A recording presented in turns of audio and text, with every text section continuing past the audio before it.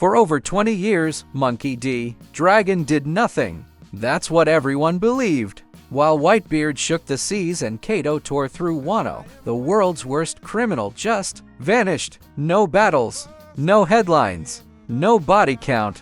But here's the part nobody caught: Dragon wasn't absent. He was building a bomb with a 20-year fuse, and every single piece of it, from Marineford to the Reverie to what's happening in Elbaf right now, was already locked into place before most of us even knew his name. So what if I told you the world government isn't losing to Blackbeard, or the Straw Hats, or the Revolutionary Army's soldiers? What if it's losing to a plan Dragon finished writing before Luffy even left Fuchsia Village? Stay with me, because once you see the shape of this plan, you won't be able to unsee it. Okay, let's pull back for a second, because to see why this plan is so terrifying, you need the baseline first. Marineford happened. Whitebeard died. Ace died. And the Marines, technically one the strongest pirate crew in the world, got crushed on a beach in front of everyone. That's the story we all remember, but almost nobody talks about what it actually cost the Marines to win that fight. 100,000 Marines were pulled into Marineford. That's not a random detail. That's basically the entire active military of the world government standing in one place at one time.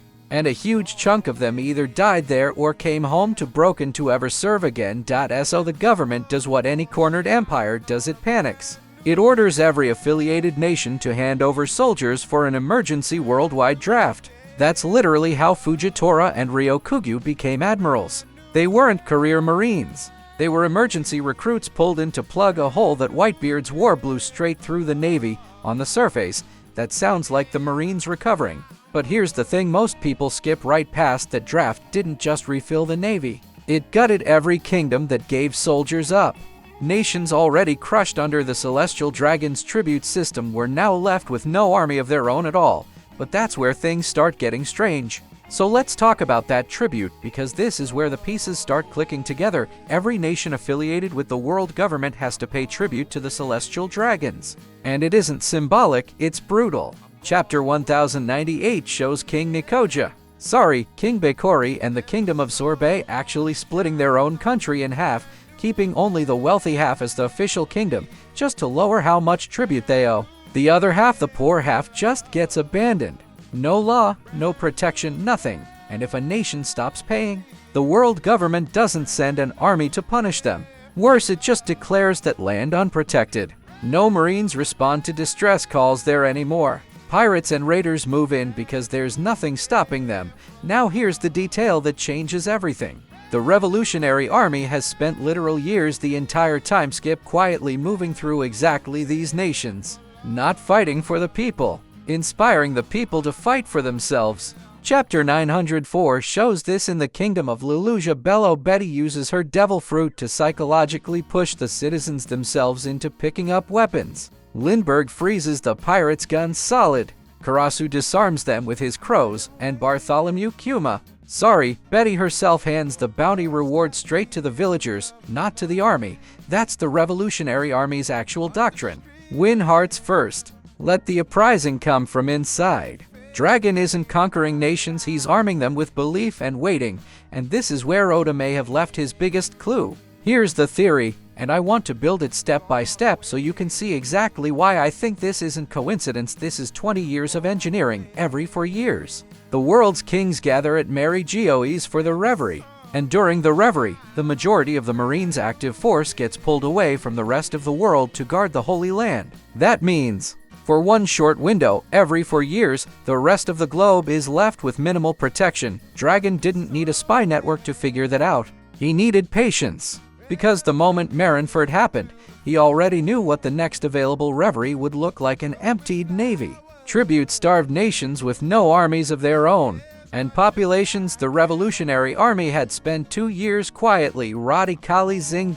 So when the Reverie finally arrived, Dragon didn't send an invasion force. He sent for people. Sabo, Morley, Lindbergh, and Karasu. 4. Against a Holy Land packed with Marines and 2 active admirals, because the goal was never to take Mary Geoise. According to Sabo himself in Chapter 1083, the mission had 3 objectives: destroy the statues symbolizing Celestial Dragon dominance, Free as many slaves as possible, including rescuing Kuma and destroy Mary Geoise's food stockpiles. That first objective sounds symbolic. It wasn't. It was a signal. Here's the detail nobody talks about. Dragon didn't need his own broadcast system to spread the news of the attack. He used the enemy's big news Morgans, and his news Kus would spread word of an attack on the Holy Land to every corner of the world within hours, whether the government wanted it to or not. Every nation the Revolutionary Army had spent 2 years preparing got the exact same signal at basically the exact same time, and it worked. 12 nations rose up. 8 of them successfully overthrew their governments, including Lulusia. Coordinating an uprising across 8 separate nations simultaneously is the kind of thing that should be almost impossible, which is honestly probably part of why the world was flooded during the Void Century in the first place, to keep exactly this kind of cross-nation cooperation from ever happening again. Dragon just turned the enemy's own propaganda machine into his recruitment poster, but the third objective is the one that quietly changes the entire war. Mary Geoise sits at the top of the red line. Nothing grows up there. Every scrap of food has to be imported, shipped in, and hauled up by elevator. So destroying the stockpiles was only step 1. The Revolutionary Army also went after the supply routes themselves. Chapter 1126 shows Lafitte undercover in a shipping company, reporting to Blackbeard that the elevators barely function anymore. And even when the Marines manage to escort supplies to Redport, the food keeps falling before it ever reaches the top, with 8 nations gone. That's 8 fewer tribute payments and 8 fewer trade partners at once. And by chapter 1179, Elder J. Garcia Saturn himself admits the Revolutionary Army's starvation strategy is working and that they were fools to think it wouldn't. St. Ilva Yorku is on the line complaining about food, and Saturn's answer is basically, hurry up and reproduce Mother Flame. Meanwhile, back at the Reverie, Fujitora and Ryokugyu were both stuck fighting Sabo's team with their hands tied, literally unable to use their full power near the celestial dragons without risking hitting one. And Fujitora secretly held Ryokugyu back while the slaves were being freed, splitting the 2 admirals against each other from the inside. Kuma got rescued. Every commander escaped. And the government couldn't even admit publicly what happened, because acknowledging 8 nations just declared independence would only inspire more to try it. So here's where it stops being backstory and starts being the present, right after the Reverie, in chapter 1083. Dragon tells Sabo and Ivankov something that sounded like a warning at the time, that the declaration of war was a success. But the real fight starts when the Garosi's personal Holy Knights actually mobilize T the time. That line just sounded like Dragon respecting how dangerous the Holy Knights are. But look at what's happening in Elbaf right now. Chapter 1134 has St. Jack Shanks' own twin brother and captain of the Holy Knights arriving in Elbaf with Gunko on a mission. By chapter 1140, he's requesting backup, and 2 more Holy Knights get pulled in, meaning the Holy Land's most elite personal guard is now actively being drained out of Mary Geoise. And Kirin straight up says he's there because Mary Geoise itself is falling apart since the Reverie.